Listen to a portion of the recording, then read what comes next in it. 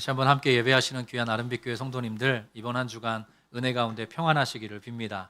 또 온라인으로 함께 하시는 소중한 성도님들에게도 동일한 축복이 함께하기를 기원합니다. 지난 2주간 이단 특강을 했는데요. 어떻게 좀 유익하셨습니까? 네, 저도 그동안 좀 피상적으로 알았던 거 이렇게 새롭게 깨닫는 계기가 됐습니다. 중요한 주제가 미혹이었습니다. 미혹. 그래서 이단의 특징은 미혹을 하는 거예요. 그래서 우리가 어떻게 저런 말에 저런 이야기에 속나하지만 우리가 미혹되면, 미혹에 넘어가면 깜빡 이단에 빠지게 되는 거죠. 그래서 우리가 언제나 깨어 있어야 되고요. 또 때로는 우리 자신의 믿음을 과신해서는 안 됩니다. 언제나 겸손하게 하나님의 말씀을 끊임없이 이렇게 섭취하면서 건강한 신앙인으로 살아가는 그런 마음의 태도를 가져야 되는 거죠. 그리고 결론은 결국 네 글자입니다. 네 글자. 한번 따라하면 좋겠는데요. 오직 예수.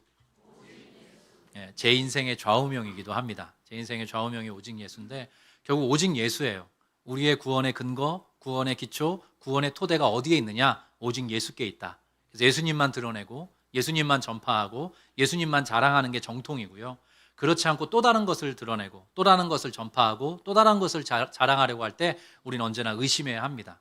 건강한 기초는 예수 그리스도를 토대로 할 때 우리에게 주어지는 거죠. 그것이 바로 건강한 신앙인으로 살아가는 유일한 길입니다. 예수께서 스스로 내가 곧 나만이 유일하게 길이고 진리고 생명이다 친히 말씀하셨어요.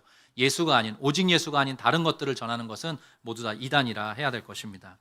그래서 우리 성도님들께서 튼튼하게 말씀 안에서 성장해 가시도록, 예수 그리스도 안에서 여러분의 삶을 이렇게 담아내 가시도록 저희가 목사들이 이 역할을 하는 거거든요. 그래서 우리 아까 주보에도 광고가 됐는데 앞으로 우리 교회는 계속 그 큐티를 해갈 겁니다. 그래서 우리 성도님들 매일매일 저마다 신앙 생활을 혹은 경건 생활을 유지하는 방식이 있을 텐데 그런 게 조금 성경을 읽거나 기도하는 습관이 좀 잘 형성되지 않은 분들을 위해서 우리 성도님들 우리 교회에서 함께 하자고 그 바이블 키트 영상을 매일 제작해서 올려드리는 거거든요.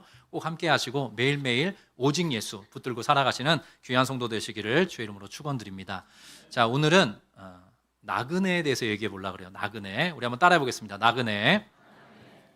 신약 성경에서 놀랍게 우리 성도님들을, 우리 모든 신약의 성도들을 나그네다 이렇게 이야기해줘요. 나그네. 근데 이제 나그네라는 말을 우리 한국 사람들이 딱 듣자마자, 특별히 지금 이 시대를 살아가는 한국 사람들이 듣자마자 약간 저보다 조금 더 연배가 있으신 분들은 대번에 나그네 하면 떠오르는 노래가 하나 있어요. 최희준 선생님이 부르신 하숙생이라는 노래예요. 연식이 좀 되신 분들은 이제 기억하실 텐데, 제가 어릴 때 보면 막 예능에 나와서 어떤 분들이 최희준 선생님 모창도 하고 그랬어요. 가사가 이렇게 되죠. 인생은 나그네, 잘 안 되네요. 인생은 나그네 길, 어디서 왔다가 어디로 가는가. 나그네라는 말을 딱 듣자마자 우리가 대번에 그 노래가 참 이렇게 마음에 와닿아요.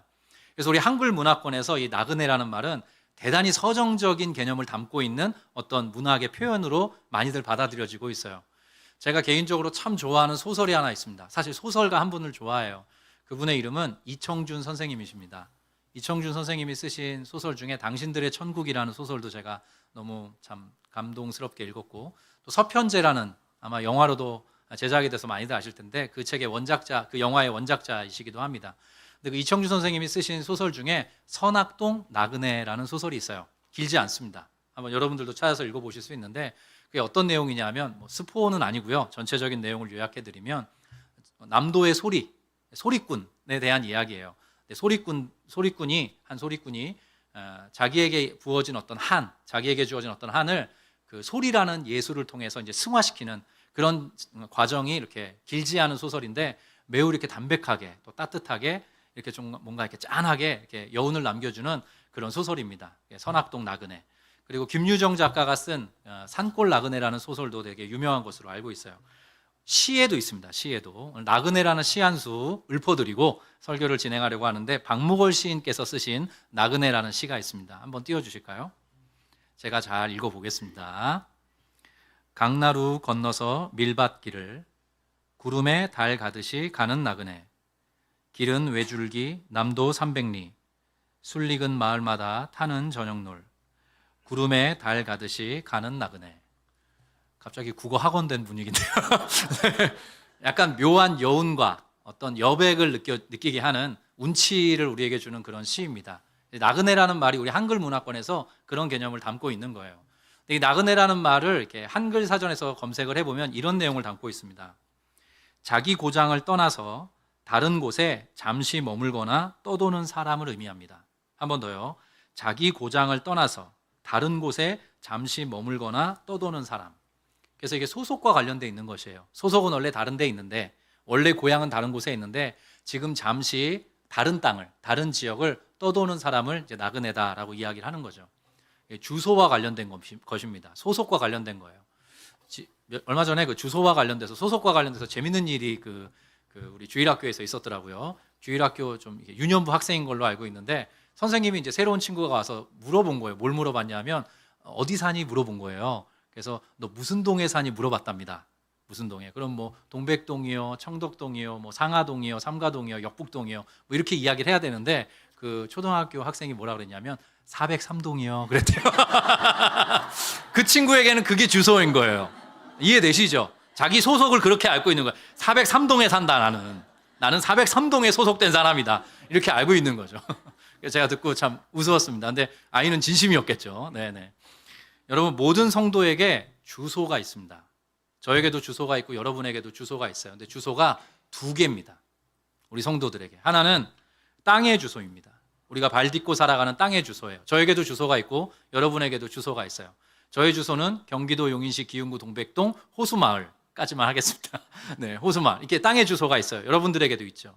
근데 우리 모든 성도들에게는 또 하나의 주소가 있다라고 성경은 이야기합니다. 그것은 바로 하늘이라는 주소예요. 여러분 이 사실 믿으십니까? 저와 여러분은 하늘 백성입니다. 하늘 백성으로 살아가는 사람들이에요. 성도는 누구냐? 두 가지 주소, 두 개의 주소를 가지고 살아가는 사람들이다. 그래서 좀 풀었으면 하늘에 속한 자인데, 그래서 이 땅에서는 나그네로 살아가는 하나님의 자녀들, 그들이 바로 성도다. 성경이 그것을 우리에게 친절하게 일러주고 있어요. 빌립보서 말씀 한번 보겠습니다. 아주 유명한 말씀이죠. 우리 20절은 여러분이 한번 읽어주십시오. 그러나 시작. 그러나 우리의 시민권은 하늘에 있는지라 거기로부터 구원하는 자 곧 주 예수 그리스도를 기다리더니. 자, 같이 봅니다. 시작. 그는 만물을 자기에게 복종하게 하실 수 있는 자의 역사로 우리의 낮은 몸을 자기 영광의 몸의 형체와 같이 변하게 하시리라. 앞으로 잠깐만 넘겨주실까요? 이거는 사도 바울의 이야기입니다. 우리의 시민권이 어디에 있대요? 하늘에 있답니다. 저와 여러분은 천국 백성, 하늘 백성이래요. 하늘 백성으로 나그네로 살아가게 되는 거죠. 근데 우리가 무엇을 바라보고 소망하느냐? 거기로부터, 그 하늘로부터. 자, 성경에서 하늘이라고 할 때 이 물리적인 대기권을 이야기하는 경우도 있습니다. 근데 그거보다는 이 개념은 초월적인 하늘이에요. 하나님이 계시는 그 하늘, 초월적 하늘을 이야기합니다. 그 하늘로부터 구원하는 자, 곧 주 예수 그리스도의 다시 오심, 재림을 기다리며 살아가는 사람들이 바로 하늘 백성 나그네들이다. 근데 그분께서 오셔서 어떤 일을 하시느냐? 그 뒷절인데요. 한 번 더 띄워주실까요? 그는, 예수께서는 만물을 자기에게 복종하게 하실 수 있는 자의 역사로, 길게 쓰였는데요. 이게 하나님 아버지를 이야기합니다. 하나님 아버지께서 모든 권세와 권위를 갖고 계시죠. 그분의 역사로 저와 여러분의 낮은 몸, 썩어질 몸을 자기 영광의 몸, 예수 그리스도의 그 부활의 몸의 형체와 같이 반드시 변하게 하실 것이다. 그 재림의 때 새 하늘과 새 땅이 이 땅 가운데 도래하는 날을 바라보면서 하늘 백성으로 걸어가는 사람들, 나그네 된 사람들, 그들이 바로 성도다. 성경이 그렇게 우리에게 일러주고 있는 거죠. 자, 그래서 오늘은 베드로 전서에도 나그네라는 말이 많이 쓰여요. 3번 정도 사용이 됩니다. 빈도가 높습니다. 그래서 베드로 전서에 등장하는 나그네라는 말을 좀 살펴보려고 하는데요. 여러분들이 나중에 이게 사실 나그네라는 말이 구약 성경을 포함하면 많이 나옵니다. 언젠가 이게 때가 되면 요거 나그네에 대해서 구약 성경은 또 어떻게 이야기하는지도 여러분들에게 좀 나눠드리려고 해요. 그래서 이번 주, 다음 주, 뭐 그 다음번까지 아마 요 나그네와 관련된 설교가 이어질 것 같습니다. 근데 중요한 말씀 하나 드리고 갈게요. 한글에는 신약 성경을 중심으로 해서 나그네라고 번역이 되어 있는데 그걸 헬라어로, 이 신약 성경에 기록된 헬라어로 찾아보면 같은 단어들이 아닙니다. 그러니까 한글로는 다 나그네라고 번역을 했는데 최소한 너댓까지 다른 언어를 사용하고 있어요. 그래서 여러분, 정통과 이단을 구분하는 중요한 개념도 있어요. 지난주 내용에 좀 덧대서 하는 얘기인데 이런 겁니다. 이단은요, 원문을 안 봅니다. 한글 끼워 맞추시기만 하는 거예요. 한글로 끼워 맞춰서 여기에 이 단어 있지, 저기에 저 단어 있지. 여러분들께서 약간 이상하시다 생각이 되시면 뭘 물어보시면 되냐 하면 네가 지금 읽은 그 글이 원문에는 어떻게 쓰여 있냐? 신약 성경이 그리스말로 되어 있다는데 거기에 어떻게 쓰여 있냐? 이거 물어보시면 돼요. 이단은 그거 안 봅니다. 그냥 짜깁기식으로 맞춰서 성도들을 미혹을 해요. 그래서 말씀드린 것처럼 나그네라는 하나의 한글 단어도 헬라어로는 한 5가지 정도로 다른 단어로 표현이 돼요. 어떤 데는 이방인, 어떤 데는 외국인, 어떤 데는 나그네, 뭐 이런 식으로 다른 방식으로 단어들을 채용하고 있어요. 오늘 사도 베드로는 그 중에 한 2가지 정도를 사용을 하더라고요. 그래서 제가 그 내용을 여러분들에게 좀 나눠드리려고 하는데요. 먼저는 이 베드로 전서에 대해서 한번 짧게 한 번 더 설명을 해드리겠습니다. 초대교회 으뜸가는 목회자는 베드로였습니다. 우리는 바울이라고 생각하기 쉬운데요. 초대교회 모든 성도의 아버지와 같은 존재는 사도 베드로였어요. 예수님의 수제자였기 때문이죠. 근데 이 글을 아마도 사도 베드로의 인생 거의 막바지에 로마에서 썼을 거라고 봅니다. 베드로 전서를. 근데 언제 썼냐 하면 63년에서 64년 넘어가는 즈음에 썼을 거라고 봐요. 근데 이 시점이 왜 중요하냐, 왜 말씀을 드리냐면 64년, 그러니까 기원 후 64년 7월 19일에 로마에서 큰 일이 벌어집니다. 아시는 분도 계실 텐데 그 유명한 로마 대화재가 64년 7월 19일에 벌어져요. 저희 지금 7월을 지내고 있죠. 7월 19일에 64년 7월 19일에 로마 대화재가 벌어집니다. 근데 그때 로마의 황제가 그 유명한 네로 황제였어요. 저 어릴 때 여러분들도 보셨을 때 유머 1번지인가요? 거기에 보면 그 최양락 씨가 이렇게 로마 황제처럼 하고 나서 뭐 기이한 말들을 막 하고 네로 25시라고 했던 것 같아요. 근데 학자들마다 이견이 좀 있습니다. 이게 뭐냐면 네로가 결국 말년에 정신분열을 알아요. 정신분열증, 폭군이죠. 그래서 정신분열증을 앓게 되는데, 그래서 네로가 소위 시상이 떠오르지 않는다 혹은 무료하다라는 이유로 로마 시내에 불을 지르게 했다고 보는 입장이 있습니다. 그리고 반대로 그냥 로마 시내 전역에 화재가 좀 일어났다, 그것을 또 진압했다, 이런 정도로 보는 입장이 있어요. 그러니까 네로가 직접 불을 질렀다고 보는 입장이 있고 그렇지 않다라고 보는 입장이 있는데, 결론은 같습니다. 뭐냐면 그 방화의 그 화재의 배후로 기독교인들을 지목하는 거예요. 이거 기독교인들이 저지른 일이야 라고 덤터기를 씌워서 기독교인들에게 어마어마한 핍박과 박해를 가하기 시작합니다. 네로 때로부터 한 250년 동안 어마어마한 핍박이 이어지다가 313년에 밀라노 칙령으로 이제 비로소 기독교인들이 자유롭게 살아가게 되는 거죠. 그게 초대교회의 역사입니다. 근데 그래서 그 분위기가 있었던 거예요. 사도 베드로에게 그 분위기가 감지가 돼서 네로 황제라는 사람이 이게 일반적인 사람이 아니야. 너희들이 아마 앞으로 어마어마한 핍박과 박해를, 환난을 경험하게 될 거야. 초대교회 너희 성도들, 내가 너무나 사랑하는 성도들, 너희들이 꼭 산소망 되신 예수님을 붙들고 너희가 그런 핍박과 환난 가운데서도 승리의 걸음을 걸어가기를 원한다. 그런 아비의 마음으로 적어내려간 서신이 바로 베드로 전서입니다. 여러분 그 스토리를 아시겠죠? 자, 그래서 그 내용을 한번 들어가 볼게요. 오늘 1장 1절입니다. 1장 1절 2절인데요. 같이 한번 읽어보겠습니다. 예수 그리스도의 시작. 예수 그리스도의 사도 베드로는 본도, 갈라디아, 갑바도기아, 아시아와 비두니아에 흩어진 나그네 곧 하나님 아버지의 미리 아심을 따라 성령이 거룩하게 하심으로 순종함과 예수 그리스도의 핏부림을 얻기 위하여 택하심을 받은 자들에게 편지하노니 은혜와 평강이 너희에게 더욱 많을지어다. 자, 앞으로 잠깐만 넘겨주실까요? 이렇게 베드로전서 시작합니다. 예수 그리스도의 사도 베드로는, 이때는 편지는 언제나 발신자, 그 편지를 쓰는 사람을 먼저 언급하게 돼 있어요. 자, 베드로는 본도, 이게 다 지명 이름입니다. 본도, 갈라디아, 갑바도기아, 아시아. 이 아시아는 저희를 포함하는 아시아 대륙을 말하는 게 아니라요, 요 지명들이 열거된 지금으로 말하면 터키 지방에 아시아라는 지역이 있었습니다. 그 지역의 지명이에요. 아시아와 비두니아에, 자, 나그네긴 나그네인데 어떤 나그네라고 돼 있어요? 자, 흩어진 나그네. 이게 성도들을 지칭하는 표현이에요. 흩어진 나그네에게 이 편지를 씁니다. 그러면서 또 부연을 하나 2절에 덧붙입니다. 곧 하나님 아버지의 미리 아심을 따라 성령이 거룩하게 하심으로 순종함과 예수 그리스도의 핏부림을 얻기 위하여, 자, 무엇을 받은 자들? 택하심을 받은 자들. 하나님이 택하셔서 부르셨다는 거예요. 그게 성도의 정체성인데, 택하심을 받은 자들, 흩어진 나그네들에게 이 편지를 씁니다. 너희들에게, 당신들에게 은혜와 평강이 가득하기를 바랍니다. 사도 베드로가 그렇게 편지를 쓰고 있어요. 자, 내려주시고요. 아까 나그네라고 했는데 나그네 앞에 어떤 표현이 있었죠? 흩어진. 자, 그냥 나그네가 아니라 흩어진 나그네래요. 나그네라는 말에 들어가기 전에 이 흩어진이라는 말이 매우 중요해서, 저 목사는 맨날 중요하다더라. 네, 매우 중요하고 의미가 있어서 먼저 약간 설명을 해드리려고 합니다. 흩어진이라는 말은 여러분이 잘 아시는 표현인데요. 한번 따라해 보겠습니다. 디아스포라. 네, 한 번쯤 다 들어보셨죠? 디아스포라 유대인들. 널리 흩뿌려져 살아가게 된, 뿔뿔이 흩어진 유대인들을 디아스포라, 유대인들 그렇게 보통 표현을 하는데 이게 농경 문화를 배경으로 한 단어입니다. 널리 흩어 뿌리다라는 뜻이에요. 실제 농사할 때 씨를 뿌릴 때 이렇게 뿌리니까 그 당시 농경 문화를 배경으로 한 단어죠. 신약 성경에 자주 나오는 단어는 아닙니다. 근데 요거의 이제 동사형이 어떻게 돼 있냐면 디아스페이로라는 동사를 써요. 디아라는 전치사와 스페이로라는 동사를 함께 붙여서 이렇게 단어를 만들어낸 겁니다. 널리 널리 흩어 뿌리다라는 단어입니다. 근데 이게 신약 성경에 저만 이런 거에 은혜 받으면 안 되는데 3번밖에 안 쓰여요. 그 흩어 뿌린다는 동사가. 근데 모두 수동태로 쓰여져 있고 그리고 모두 사도행전에서만 나옵니다.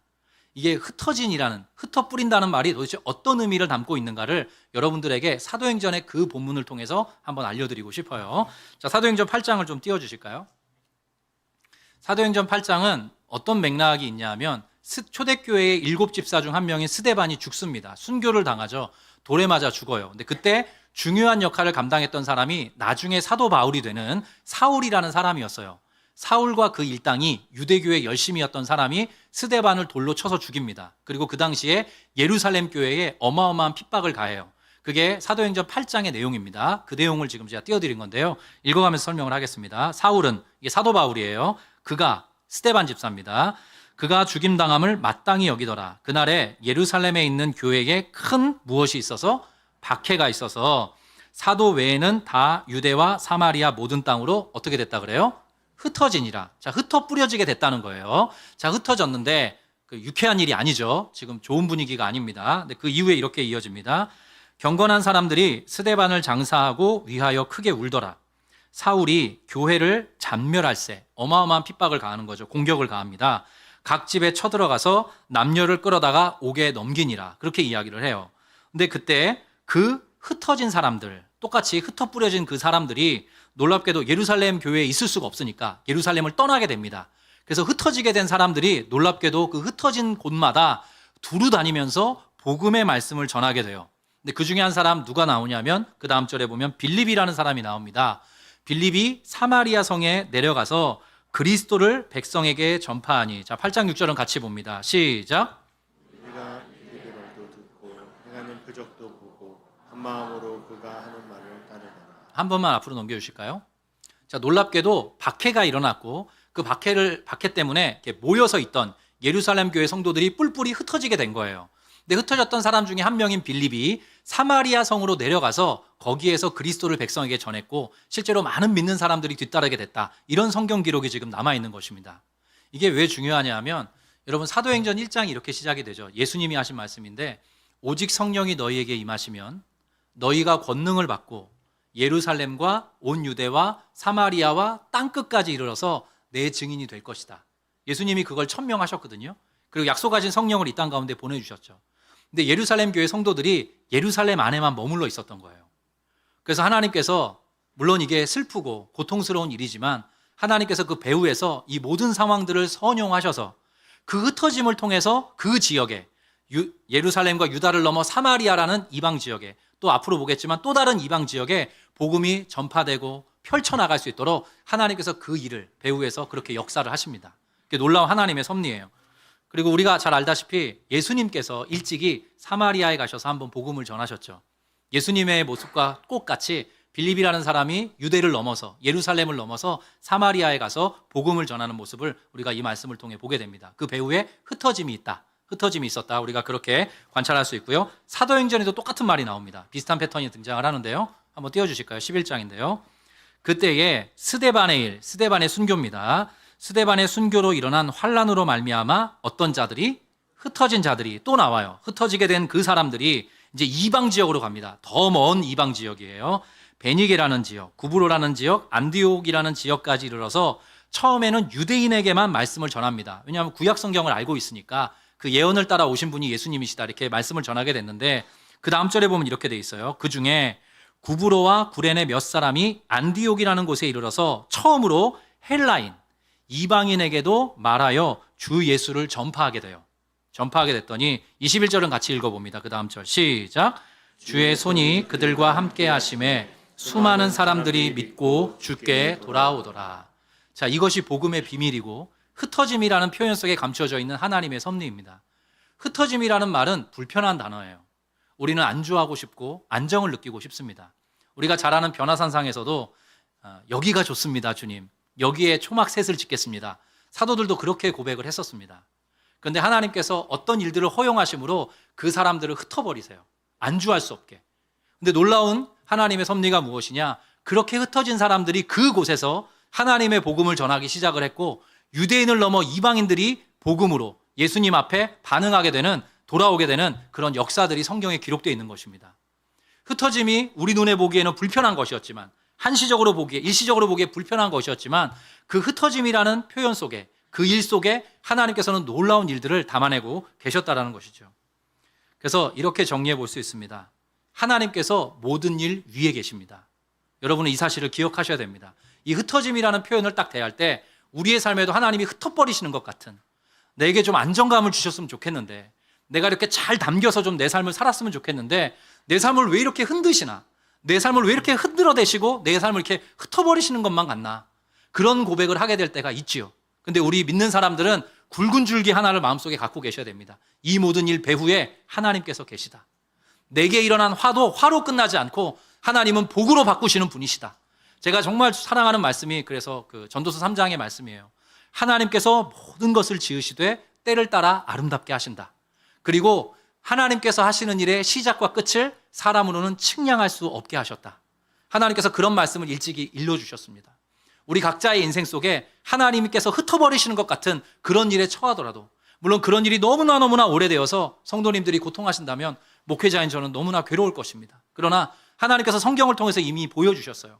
그 불편했던, 불쾌했던 흩어짐을 통해서 또 다른 누군가가 복음을 듣게 됐고 2000년이라는 시공간을 넘어서 저와 여러분도 그 흩어져서 이 땅 가운데 흘러들어온 예수의 사람들을 통해 우리가 복음을 접하게 됐으니 이 일 배후에 하나님이 계시는 것이 아니고 또 무엇이겠습니까?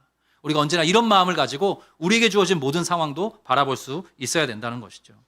그래서 내가 원하는 자리에 있지 못하게 하고 내가 머물고 싶은 상태에 안주하지 못하게 하는 모든 상황들, 사태들, 사람들을 마주하게 될 때 우리는 이 흩어짐이라는 단어를 떠올릴 수 있어야 됩니다. 그 배후에서 역사하신 하나님의 손길을 기대하면서 말이죠. 그래서 하나님께서 궁극적으로 모든 것들을 아름답게 하시는 분이시라는 사실을 믿으면서 한 걸음 한 걸음 떼어가는 사람들, 그들이 바로 하늘 백성 나그네들인 것입니다. 여러분 이 사실을 꼭 마음에 간직히 하시기를 바라겠습니다. 자, 흩어진이라는 단어를 지금까지 설명을 해드렸고요. 자, 나그네라는 말로 들어가겠습니다. 오늘 그 사도 베드로가 1장 1절에서 쓴 나그네라는 단어는 헬라어로 파라피데모스 이렇게 쓰고 있습니다. 이걸 기억하실 필요는 없어요. 근데 이게 어떤 의미인지가 중요합니다. 파라피데모스라는 말은 어떤 의미냐면 두 가지 개념이 합쳐진 건데요. 첫 번째는 고향이 있는 사람이에요. 고향을 갖고 있는, 우리 한글과 비슷한 개념이죠. 한글에서 나그네라는 말과 같습니다. 고향이 있는 사람이고, 두 번째는 그래서 타지를 한시적으로 여행하는 외국인을 의미해요. 소속이 다른 곳에 있고 다른 지역을 한시적으로 여행하는 외국인, 그러니까 우리 한자어하고 거의 비슷한 개념입니다. 한글에 표현하고 외국인을 의미해요. 그래서 돌아갈 곳이 있는 진짜 고향, 본향이 있는 사람들을 나그네다라고 이야기를 해줍니다. 그래서 우리가 잘 아는 성경 중에 히브리서라는 성경이 있습니다. 그리고 구약 성경의 사람들을, 특별히 아브라함을 위시한 그 사람들을 히브리인이라고 이야기를 해요.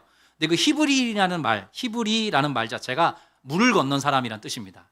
그들이 이방인이고 그들이 나그네이고 그들이 곧 여행자들이에요. 그래서 히브리서에는 이렇게 돌아갈 곳이 있는 사람, 본향이 있는 사람들에 대해서 이러한 묘사를 나눠주고 있어요. 히브리서 11장 말씀 좀 띄워주실까요? 이게 그 유명한 믿음장에 나오는 이야기입니다. 자, 제가 좀 읽어갈게요. 이 사람들, 믿음의 사람들을 이야기합니다. 그 믿음의 사람들은 다 믿음을 따라 죽었으며 약속을 받지 못하였으되 그것들을 멀리서 보고 환영하며 또 땅에서는 외국인과 나그네임을 증언하였으니, 그들이 믿음을 가지고 살아갔던 모든 모습들, 구약의 사람들의 그 믿음을 가지고 살아갔던 모든 모습이 뭐냐 하면 결국은 땅에서는 외국인과 같이, 나그네와 같이 살아가는 존재라는 것을 증언했다. 그들의 인생을 통해서 성경이 일러줍니다. 그 다음 절에 보면 이렇게 돼 있어요. 그들이 이같이 말하는 것은 자기들이 본향 찾는 자임을 나타냄이라. 그들이 나온 바 본향을 생각하였더라면, 아브라함이 원래 있었던 그 메소포타미아 지역, 우상을 섬기던 그 지역을 이야기합니다. 그들이 나왔던 그 본향을 생각하였더라면 돌아갈 기회가 있었겠지만, 자, 16절은 같이 읽어봅니다. 시작. 그들이 이제는 더 나은 본향을 사모하니 곧 하늘에 있는 것이라. 그러므로 하나님이 그들의 하나님이라 일컬음 받으심을 부끄러워하지 아니하시고 그들을 위하여 한 성을 예비하셨느니라. 자, 이게 모든 성도들의 삶이라는 거예요.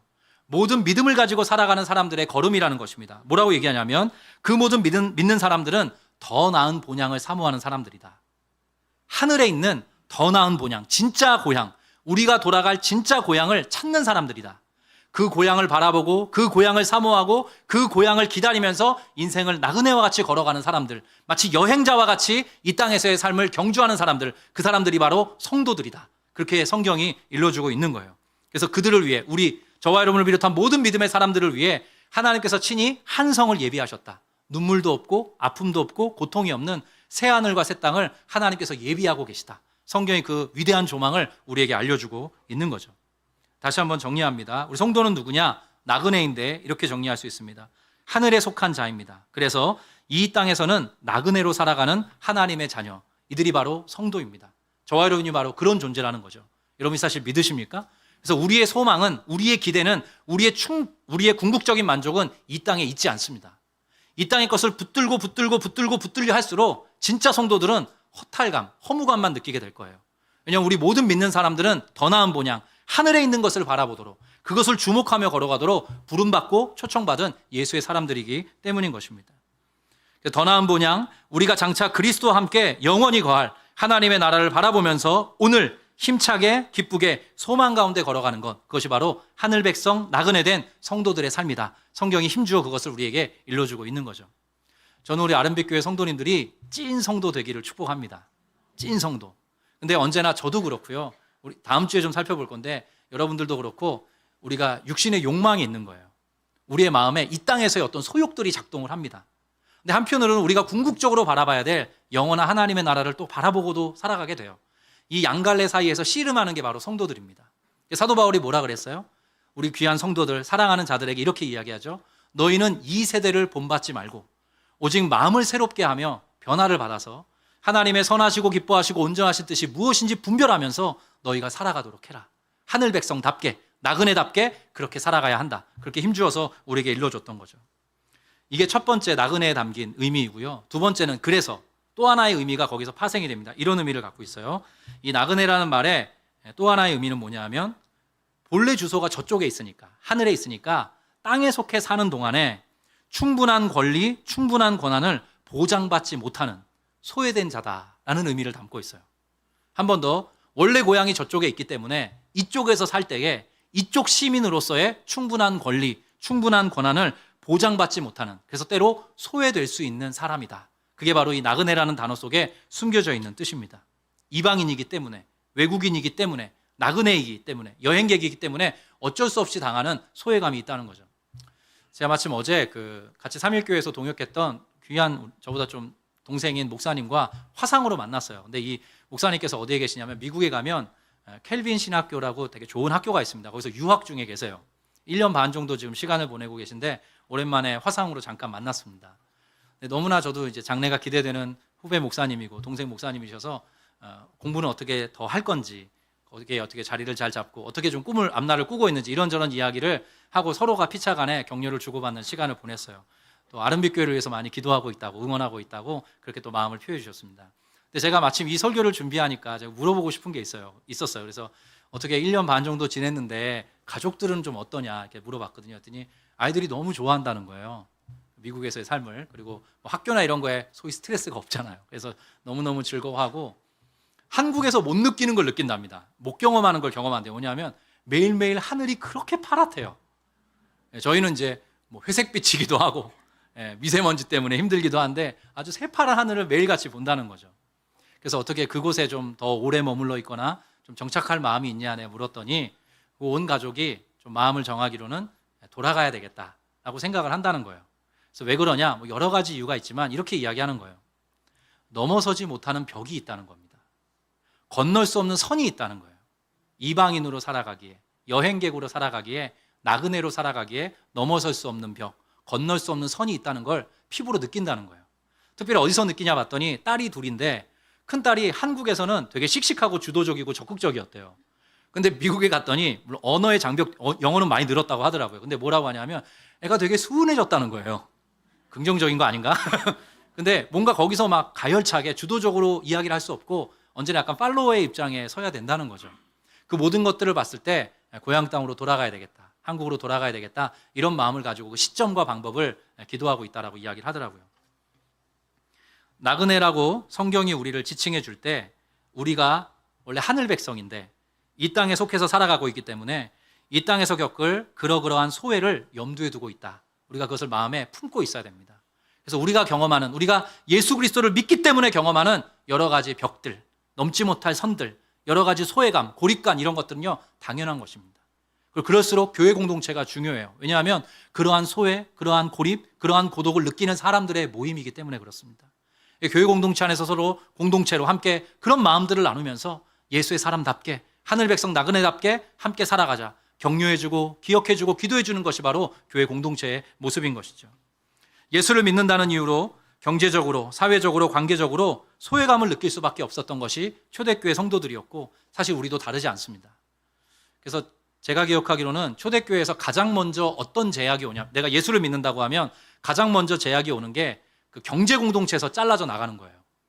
그러니까 뭔가 경제 생활을 해야 사람이 먹고 살 수 있는데, 초대교회에서 내가 성도입니다, 나 그리스도인입니다라고 하면 어떤 경제적인 조합들과 관계망에서 또 끊어져 나가야 돼요. 그러니까 매우 경제적으로 고립감을 느낄 수밖에 없는 그런 상황에 처하게 되는 거죠. 초대교회 때는 사실은 눈에 보이는 환란이 득세했습니다. 실제로 예수 믿는다라고 하면 사자굴에 던져지기도 하고 여러 가지 눈에 보이는 칼의 협박, 창의 협박을 경험했어야만 했어요. 감옥에 들어가기도 하고요. 근데 여러분, 저와 여러분이 살아가는 그럼 21세기에 이게 어떤 의미인가? 저와 여러분은요, 지금 한국에서 내가 교회 다닙니다라고 해서 감옥에 갈 사람도 없고 칼과 창의 위협을 당할 사람도 없습니다. 근데 우리 귀한 성도님들께서 하나의 중요한 위협 앞에 있어요. 그건 뭐냐 하면 눈에 보이지 않는 핍박과 환란이 있습니다. 그것이 바로 소외감을 느끼게 하는 것이에요. 세상은 우리에게 끊임없이 소외감을 느끼게 할 것입니다. 예수 믿는다는 이유로 너희들 참 별난 사람이다라고 치부해 버릴 것이에요. 그것에 대해서 사실 미국의 한 신학자가 참 좋은 글을 하나 남겨놔서 조금 긴 내용인데 마지막으로 좀 소개해드리려고 합니다. 스칸 맥나이트라는 사람이 글을 남겼는데, 여러분, 미국이 기독교 국가죠. 미국의 첫 번째 대학교를 아마 다 아실 텐데 하버드 대학입니다. 근데 하버드 대학의 원래 이름은 뉴 칼리지였어요. 믿음의 사람들이 세운 학교였는데 거기서 이제 어떤 수업을 하시던 그것과 관련된 목사님 중에 하버드라는 성을 가진 목사님이 계셨는데, 그분이 돌아가시면서 자신이 갖고 있는 소장한 장서와 자신의 재산 절반을 그 뉴 칼리지에 기부하면서 그 목사님의 성을 따서 하버드 대학교가 된 것입니다. 근데 하버드 대학교를 비롯해서 미국에 있는 많은 학교들은 원래 기독교 대학들이었어요. 근데 점점 세속화되고 인간의 이성을 절대적인 가치 기준으로 그렇게 삼으면서 기독교 신앙을 갖고 있는 사람들이 점점 소외감을 느끼게 되는 그런 형국에 처하게 됐습니다. 세속화되었다고 하죠. 그것과 관련돼서 그 스칸 맥나이트라는 분이 이런 글을 남겨놨어요. 제가 좀 읽어가며 설명해드리겠습니다. 우리 성도들이 겪는 소외를 대학과 관련돼서 유비로, 그런 비유로 이야기를 해놓은 것입니다. 자, 진리를 추구하고 하나님의 말씀이 모든 교육에 대한 유일한 관점을 제공한다는 것을 믿는 그리스도인들은 대학이라는 과정 전체가 어렵고 힘든 길이라는 사실을 발견할 것이다. 미국에서 그런 경험을 하게 된다는 거예요. 그리스도인들은 자신들이 사회적으로, 도덕적으로, 지성적으로 소외되었다는 걸 자주 발견하게 될 것이다. 그들은 반계몽주의 공룡으로 낙인 찍힐 수가 있으며, 잠깐 설명해 드리면 소위 진화론과 창조론 이야기가 갑론을박이 심하잖아요. 하나님이 이 세상 만물을 창조하셨다라고 이야기하는 게 예수 믿지 않는, 하나님을 믿지 않는 사람들에게 마치 반계몽주의, 이성이 없는 공룡과 같은 존재다. 예수 믿는 사람들이 그런 식으로 낙인이 찍힌다는 거예요. 자, 찍힐 수가 있으며 심지어 공개적인 자리에서 그들의 생각, 그리스도인들의 생각을 표현하는 것이 어렵다는 사실을 발견할 수도 있다. 더군다나 마치 베드로의 교회들이 그랬던 것처럼 일시적 성적 관계, 원나잇을 이야기합니다. 사랑을 전제로 한, 결혼을 전제로 한 성적 관계가 아니라 요즘 한국 사회에도 팽배하죠. 모텔마다 빈방이 없다고 합니다. 그런 일시적 성적 관계나 마약과 알코올의 사용에 대해 반대하는 입장에 서 있는 기독 학생들이 심지어 덜 용납되는 것을 발견하는 것은 결코 놀랍지 않다. 그런 일시적인 성적 관계 나는 싫어. 그런 거는 올바른 게 아닌 것 같아. 결혼관계 안에서 성생활의 즐거움을 누릴 수 있어야 돼라고 말하는 것은 소외당하기 쉽다는 거죠. 그리고 술에 대해서, 심지어 마약에 대해서 그런 것들은 우리가 하면 안 돼. 인간의 본질적인 삶에 도움이 되지 않아라고 말하면 되게 구태의연한 사람이다라고 낙인 찍히게 된다는 겁니다. 소외감을 겪게 된다는 거죠. 그러한 학생들은 자신들이 사회적으로 덜 수용된다는 것을 발견할 것이고 그러한 일탈 행동들을 주말 여가의 본질로 찾는 대다수의 대학생들, 주변의 학생들에 의해 그들은 소외될 것이다. 그리스도인 학생들이 그러한 소외감을 경험하지 않을 수 없다는 거죠. 눈에 보이지 않는 환난인 것입니다. 눈에 보이지 않는 핍박이고 눈에 보이지 않는 거절인 것이죠. 하늘에 속해 있기 때문에, 하늘 백성 나그네이기 때문에 어쩔 수 없는 소외감을 경험하게 된다는 겁니다. 조금 더 글이 이어집니다. 나는 우리 학생들의 이러한 상황이 소아시아의 그리스도인이 직면하고 있는 상황과 유사함을 발견한다. 이게 베드로전서의 맥락입니다. 그들은 사회적으로 소외되었었는데 이는 그들이 그리스도인이었기 때문이었다. 자신들이 소외되었음을 발견하는 우리의 학생들에게 사도 베드로의 말은 무엇을 의미하는가? 좀 건너뛰어서 제가 읽어드리겠습니다. 베드로는 이 베드로전서 전체의 내용입니다. 그들에게, 그리스도인들에게 거칠고 무례하며 오만한 사람이 되라고 말하지 않고 독립된 공동체 안으로 자신들을 격리하라고도 말하지 않는다. 그냥 교회 안에만 있어라 라고 말하지 않는다는 뜻이에요. 대신에 베드로는 그들에게, 그리스도인들에게 자신들을 거부하는 사회의 한복판에서 경건한 삶을 살아가며 사람들에게 그들의 소망의 이유에 대해서 항상 대답할 준비를 하라고 말한다. 너무나 유명한 말씀인데요. 3장 15절에 이렇게 되어 있어요. 베드로전서. 너희 속에 그리스도를 주로 삼아 거룩하게 하고 너희 가운데 있는 소망에 관한 이유를 묻는 자들에게 대답할 것을 항상 준비하되 온유와 두려움으로 하라. 사도 베드로가 그렇게 명령을 했어요. 그 이야기를 이렇게 하는 겁니다. 베드로는 그리스도인들의 삶 자체가 하나님의 영광에 대한 증거가 된다는 것을 그들에게 알려준다. 그게 사도 베드로가 쓴 베드로전서의 내용이라는 거죠. 자, 내려주셔 좋습니다. 어디 학생들 뿐이겠습니까? 이 시간 함께 예배하는 모든 아름빛교회 성도 여러분, 여러분 한 분 한 분 총알 없는 전쟁터에서 지금 씨름하고 계시리라 생각을 합니다. 하나님의 백성으로, 예수의 사람으로 하늘 백성 나그네로 살아가기 위해 우리 성도님들 얼마나 많이 분투하시겠습니까? 때로 넘지 못할 벽 앞에, 또 건너지 못할 선 앞에 딱 서 있는 것처럼 고립감을 느끼고 외로움을 느끼고 소외감을 느끼고 나는 왜 이 땅에서 더 깊이 뿌리내리지 못할까? 이런 번민을 하면서 걸어가고 계신 성도님들이 참 많을 것입니다. 그것이 바로 하늘 백성 나그네들이 살아가야 될 숙명이라는 것이죠. 근데 하나님께서 이 말씀을 통해서 결국 이런 이야기를 하는 것입니다. 하나님께서 다 알고 계시답니다. 다 보고 계시답니다. 다 헤아려 주신답니다. 하나님이 여러분의 형편과 여러분의 처지와 여러분의 씨름과 여러분의 분투와 여러분의 눈물과 여러분의 가슴앓이와 여러분의 고통에 찬 그 모든 신음들을 하나님이 귀 기울여 듣고 계시고 헤아려 알고 계신다. 성경이 그것을 우리에게 일러주고 있습니다. 여러분 이 사실을 꼭 기억하시는 하늘 백성 되시기를 주의 이름으로 축복합니다. 내가 끝까지 예수의 사람으로 예수님을 믿고 구원받을 뿐만 아니라 예수님의 뒤를 따르는 예수의 사람으로 나그네로 살아가기를 원한다 할 때 우리는 각양각색의 소외를 경험하면서 고통을 경험하면서 걸어가게 될 것이에요. 믿음을 지켜야 되기 때문이죠. 이것은 옳은 것이야. 이것은 옳지 않은 것이야. 그렇게 이야기를 할 때 많은 사람들이 우리를 소위 닭보듯 할지도 모릅니다. 근데 그때에도 우리는 믿음을 지키면서 살아가야 되는 하늘 백성, 나그네로 부름받았다는 이 사실 우리 성도님들이 꼭 기억하셨으면 좋겠습니다. 그리고 무엇보다 한 가지 결정적인 위로를 우리에게 건네주십니다. 그것은 뭐냐 하면 먼저 이 땅 가운데 오셔서 하늘 백성이시지만 나그네로 사신 한 분, 그분을 우리에게 위로로 주셨습니다. 그분의 이름이 바로 예수 그리스도입니다. 예수께서 이 땅 가운데 오셨습니다. 하늘에 속한 그분께서 이 땅 가운데 오셔서 모든 삶을 앞서 살아내 보이셨습니다. 어떤 신학자는 이렇게 멋진 말을 했더라고요. 우리 모든 하늘 백성 나그네에게 너무나 아름답고 탁월한 가이드가 있다. 그분이 바로 예수 그리스도다. 우리가 예수님을 믿고 구원받을 뿐만 아니라 우리 인생 전체를 통해서 예수님을 붙잡기를 원한다면 우리는 예수께서 경험하셨던 하나님 나라의 영광들을 만끽하면서 걸어가는 하늘 백성 나그네가 될 것입니다. 사도 베드로는 이 베드로전서를 끝마치면서 그 나그네들에게 이러한 격려와 위로를 힘주어 전하고 있습니다. 마지막 말씀 살펴보겠는데요. 베드로전서 5장 7절입니다. 여러분이 한번 읽어보십시오. 시작. 너희 염려를 다 주께 맡기라. 이는 그가 너희를 돌보심이라. 여러분 이 말씀은 여러분 마음에 꼭 새기셨으면 좋겠어요. 왜냐하면 저기 나오는 저 염려라는 말, 너희 모든 염려, 나그네로 살아가지 않느냐, 하늘 백성으로 그렇게 씨름하면서 살아가지 않냐. 근데 너희가 때마다 염려를 경험하게 될 것이다. 근데 염려라는 말의 뜻은 이것입니다. 마음이 둘로 나누어진다는 뜻입니다. 나는 하늘 백성인데 이 땅의 여러 가지 상황 속에서 염려하게 되는 거죠. 그래서 마음이 나누어지는 것을 이야기합니다. 그렇게 염려하게 될 때마다 그 모든 것들 다 주님께 맡겨버리라. 그때에 반드시 하나님께서 너희를 돌보시는 것 경험하게 될 것이다. 이 말씀을 여러분의 마음판에 꼭 새기셨으면 좋겠습니다.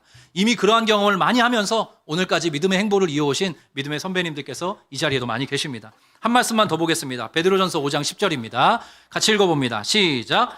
모든 은혜의 하나님 곧 그리스도 안에서 너희를 부르사 자기의 영원한 영광에 들어가게 하시니가 잠깐 고난을 당한 너희를 친히 온전하게 하시며 굳건하게 하시며 강하게 하시며 털을 견고하게 하시리라. 너무나 멋진 말씀입니다. 놀라운 말씀이에요. 너희가 그렇게 세상 가운데 살아가면 너희는 이방인이기 때문에 나그네이기 때문에 도무지 그 땅에 뿌리를 못 내리는 것처럼 느껴질 수 있다. 그러나 너희의 그 뿌리, 너희의 그 기초, 그 털을 내가 견고하게 해줄 것이다. 내가 너희를 튼튼하게 만들어줄게. 내가 너희를 견고하게 만들어줄게. 그것이 바로 하나님의 약속이고 하나님의 보장입니다. 이 말씀에 힘얻어서 하늘 백성 나그네로 다시 한번 힘있게 여러분의 순례길을 걸어가시는 모든 아름빛교회 성도 되시기를 주의 이름으로 축복합니다. 오늘 설교를 3가지로 정리합니다. 함께 읽고 마치겠습니다. 자, 첫 번째 시작. 자, 두 번째 시작. 자, 세 번째 함께 있습니다. 시작. 나그네의 목적은 하나님의 영광에 있다. 여러분 아멘이십니까?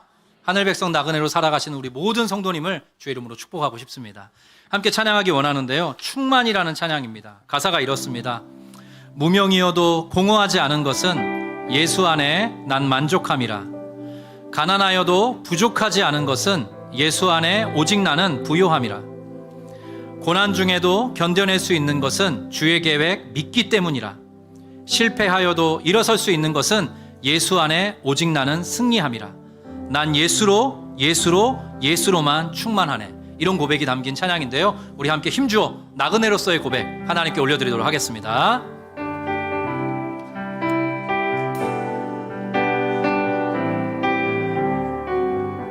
함께 고백합니다. 무명이어도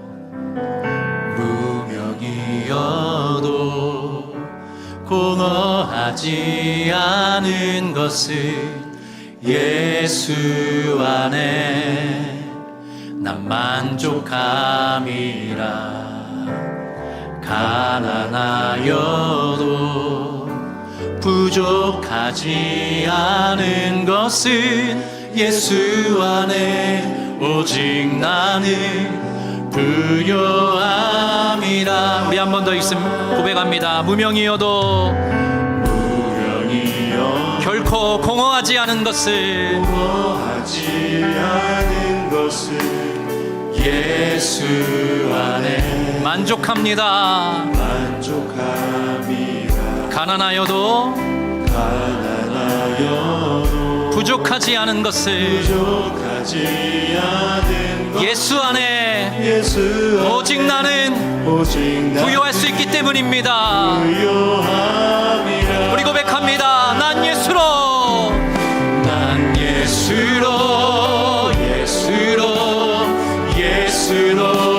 충만하네. 난 예수로 충만하네. 난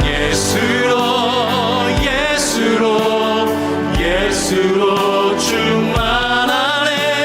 영원한 왕 내 안에 살아계시네. 우리 2절 고백합니다. 고난 중에도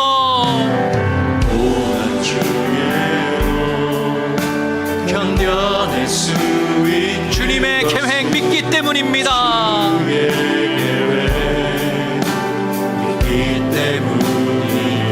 실패하여도 다시 일어설 수 있는 건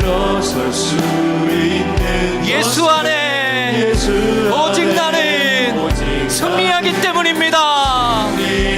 우리 힘주어 고백합니다. 난 예수로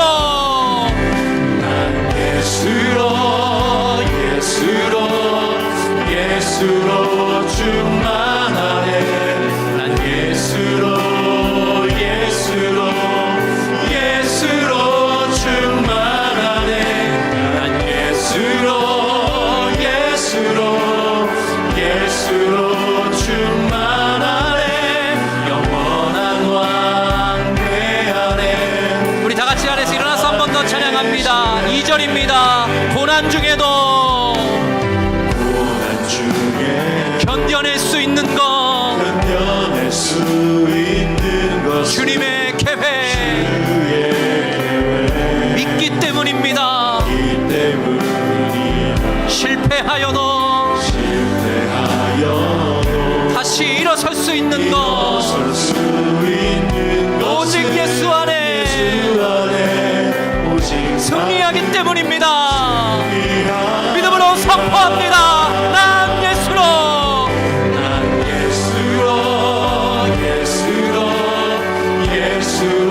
충만하네. 난 예수로 오직 예수로 난 예수로 충만하네. 영원한 왕대 살아계시네. 우리 한번 더 고백합니다.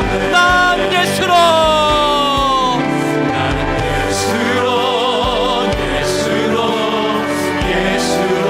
충만. 난 오직 예수로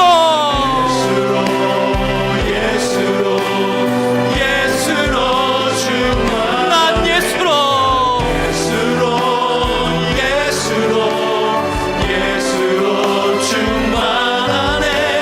영원한 왕대 안에 살아계시네. 우리 말씀 붙들고 한번 기도하기 원합니다. 저와 여러분은 하늘 백성 나그네입니다. 우리의 자격과 조건 때문이 아니라 하나님이 만세전에 우리를 사랑하셨고 우리를 택하여 불러주셨기 때문에 우리는 하늘에 소속을 둔 하늘의 주소를 갖고 있는 이 땅 백성 나그네로 살아갑니다. 하나님, 내가 나그네로서 끝까지 이 믿음의 경주를 신실하게 떼어갈 수 있도록 은혜로 함께하여 주십시오. 내가 넘어집니다. 내가 때로 약해서 염려 가운데 두 가지 마음을 품을 때가 있습니다. 주님, 내가 이 땅을 바라보면서 땅의 집을 짓고 살아가는 사람이 아니라 하늘 백성으로 믿음의 행보를 끝까지 이어갈 수 있도록 주의 성령께서, 주 예수의 영이신 성령께서 나와 함께하여 주시옵소서. 여러분의 삶의 실질적인 문제를 주님 앞에 의탁하며 기도하겠습니다. 또 하나, 아까 읽어드린 말씀과 같이 너희 염려를 다 주께 맡겨버리라. 이는 그가 너희를 돌보심이라 하셨습니다. 나그네로서 하나님의 돌보심, 하나님의 지키심, 하나님의 보호하심을 경험하며 살아가기 원합니다. 나와 우리 가정 가운데 우리의 자녀들에게 은혜 베풀어 주시옵소서. 이 모든 기도 제목을 가지고 주여 한번 외치고 함께 통성으로 기도하겠습니다. 주여,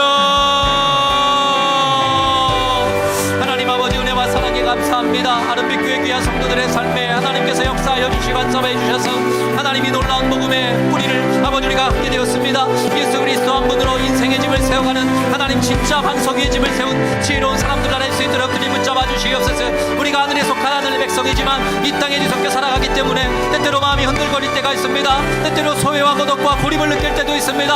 아버지, 그 가운데서 믿음을 지키며 하늘을 바라보며 예수 그리스도의 안내를 따라 걸어가는 예수의 사람들 될 수 있도록 주님 붙잡아 주시옵소서. 여러 가지 경제적인 문제가 있습니다. 관계적인 문제가 있습니다. 상황적인 문제가 있습니다. 그 한가운데서 고립된 채 걸어가고 있는 영혼들이 있다면 주 예수께서 함께하여 주시옵소서. 볼지어다 내가 명복해서 너희들인다 말씀하셨고 볼지어다 내가 세상 끝날까지 너희와 항상 함께 있으리라 말씀하셨사오니 그리스도 예수와 더불어 친구 맺고 아름답게 복되게 순례의 길을 걸어가는 하나님 백성, 하늘 백성 나그네들이 될 수 있도록 주님 붙잡아 주시기를 간절히 바라고 소망합니다. 한 분 한 분의 속한 가정과 자녀들의 삶에 주님께서 은혜 베풀어 주셔서 오직 예수로 충만하게 되게 하여 주시옵소서. 오직 예수로 만족할 수 있기를 원합니다. 오직 예수 안에 감춰져 있는 생명과 부유와 풍성을 누리며 걸어가는 하나님의 백성들 다 될 수 있도록 하나님이여 간섭하여 주시옵소서. 실질적인 필요들을 아버님께서 채워주시고 흔들거리고 있는 넘어지고 있는 아버지 그런 넘어진 와중에 있는 성도들이 있다면 이들의 믿음의 터가 다시 한번 굳세워질 수 있도록 하나님이여 격려하시고 간섭하시고 이들을 붙들어 주시옵소서. 주님께 모든 영광 올려드립니다. 주님께 맡겨드립니다. 함께하여 하나님 아버지 은혜와 사랑에 감사합니다. 우리의 시민권은 하늘에 있음을 믿음으로 고백합니다. 우리는 하늘에 속한 백성으로 이 땅에 보내심을 받은 예수의 사람들입니다. 그래서 이 땅에서 때로 이방인처럼 여행객처럼 나그네처럼 소외받을 때도 있고 넘어설 수 없는 벽, 도저히 건널 수 없는 선에 마주하곤 합니다. 하나님, 우리 귀한 아름빛 교회 성도 한 분 한 분 끝까지 하늘 백성 나그네로서의 걸음을 신실하게 떼어갈 수 있도록 간섭하여 주시옵소서. 그러나 우리는 땅의 자원이 필요한 사람들입니다. 하나님, 때마다 시마다 일용할 양식을 공급해 주시고 이렇게 경제적으로 어렵고 여러 가지 것들이 불안한 상황 속에서 우리 성도들 마음의 염려가 한가득 있을 것입니다. 그 그 염려 주님 앞에 다 맡겨드릴 때에 하나님의 놀라운 돌보심을 경험할 수 있도록 인도하여 주시옵소서. 그 끝에 예수로 충만하기 원합니다. 예수로만 충만하기 원합니다. 믿음으로 선포하며 노래하며 걸어가는 진정한 하늘 백성 다 될 수 있도록 간섭하여 주시옵소서. 주 여호와는 나의 힘이시라. 내 발을 사슴과 같게 하사 나로 나의 높은 곳에 다니게 하시리로다. 이 위대한 고백이 우리 성도님들의 삶에 응하는 복을 허락하여 주시옵소서. 여호와는 내게 복을 주시고 너를 지키시기를 원하며 여호와는 그 얼굴을 내게 비추사 은혜 베푸시기를 원하며 여호와는 그 얼굴을 너에게로 향하여 드사 평강 주시기를 원하노라. 사랑하는 자여, 내 영혼이 잘됨같이 내가 범사에 잘되고 더더욱 강건하기를 내가 간구하노라. 지금은 우리 구주 예수 그리스도의 은혜와 하나님 아버지의 크고 위대하시며 신실하신 사랑하심과 성령님의 내주하시고 교통하시며 우리만을 함께 하시는 역사가 오늘 하늘 백성 나그네로 신실하게 그 걸음 떼어가기를 소망하는 사랑하고 사랑하는 아름빛교회 모든 성도들, 속한 가정과 자녀, 이들의 평생 위에, 이들의 그 치열한 삶의 현장 위에 지금부터 영원토록 함께 계시기를 간절히 축원드리옵나이다. 아멘.